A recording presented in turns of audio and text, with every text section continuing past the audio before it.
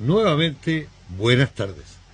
Sí, yo por acá, de nuevo, porque dicen que la historia la cuentan aquellos que la vivieron, pero voy a ser honesto, yo era muy pequeño en aquel entonces cuando ocurrieron estos hechos y me lo contaron y lo creí.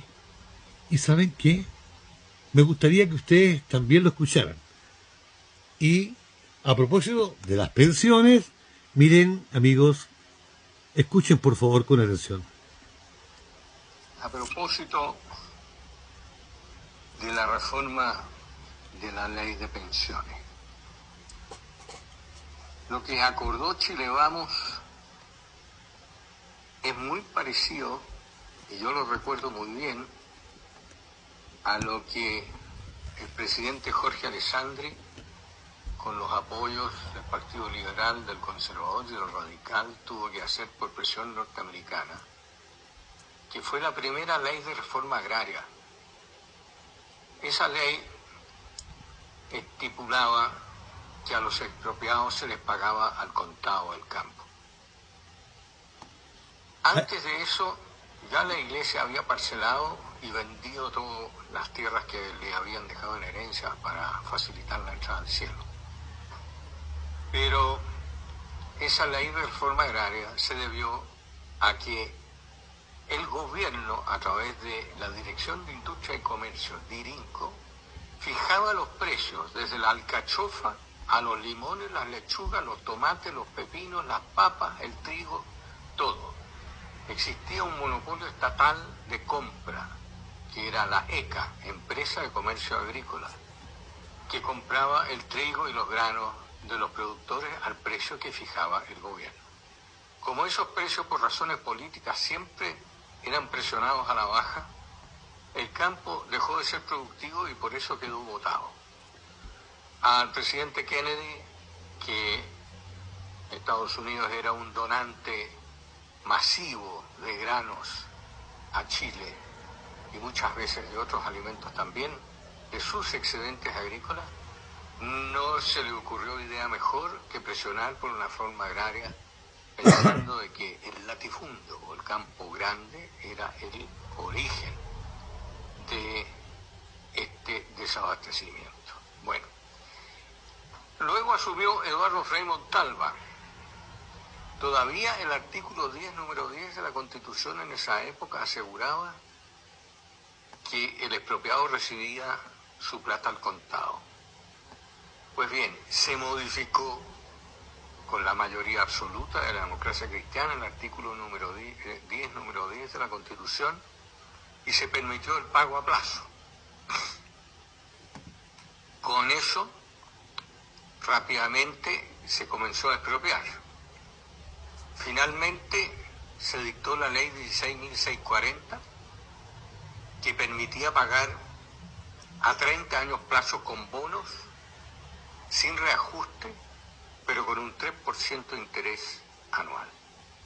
Yo veo que ahora toda esa plata acumulada en los fondos de pensiones va a correr la misma suerte.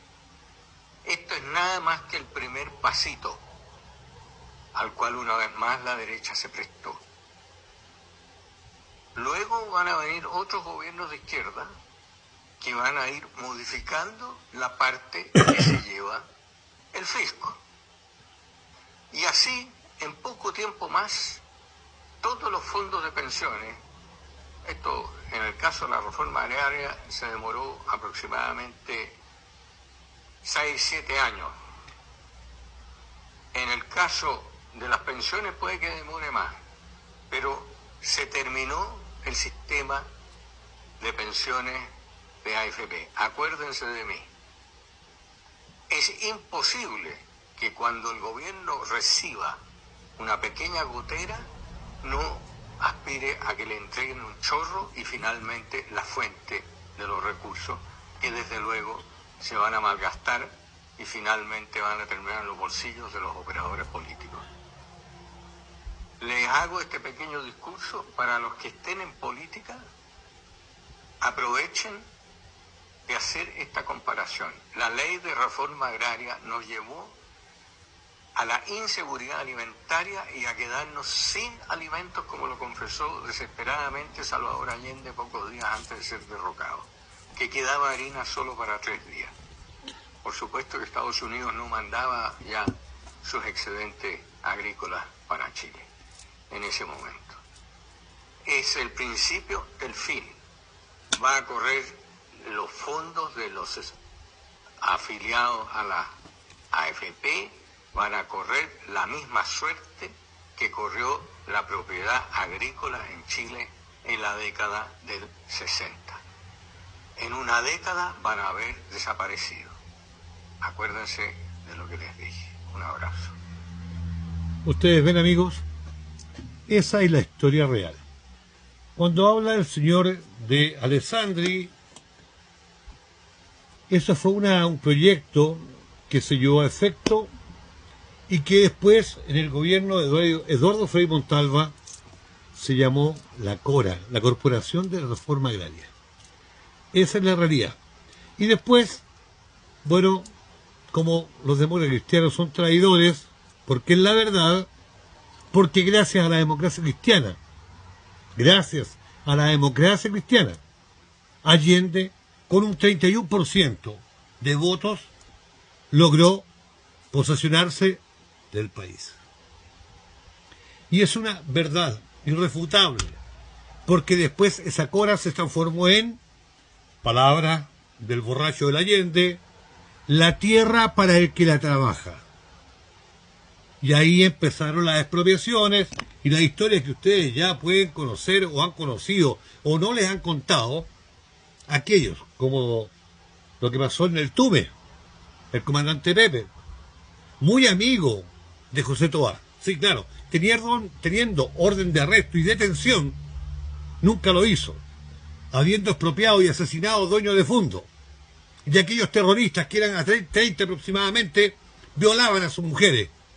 Producto de ella, o de ello, de esa desgracia, una de ellas se suicidó, dejando una carta, el porqué. Amigos, ¿para qué vamos a hablar de agricultura? Si el ministro de Agricultura es un señor que estudió periodismo, no tiene idea de cuánto vale el litro. O la señora Maya Fernández, no tiene idea de qué armamento, como el señor subsecretario de Seguridad, señor Gonzalo Durán, parece que se llama, no tiene ni idea si la señora Maya Fernández estudió veterinaria y eso no lo haga Marina. Y este otro caballero no tengo idea si trabajó o no trabajó algún día, porque muchos han vivido de la pura política, porque esa es la verdad. Recuérdenlo, amigos, hoy, la salvación del país, la única solución es aquel hombre valiente, aquel que está allí dando la cara, diciendo que es un pelele, aquel que está allí, que es un inepto, aquel que está allí, que con los caraminas allí en la frontera, que se acabará la delincuencia y empoderará a la policía, empezando por Carabineros, es nuestro candidato, Johannes Kaiser, futuro presidente de Chile, por un Chile libre y soberano. Dios les bendiga. Buenas tardes, amigos.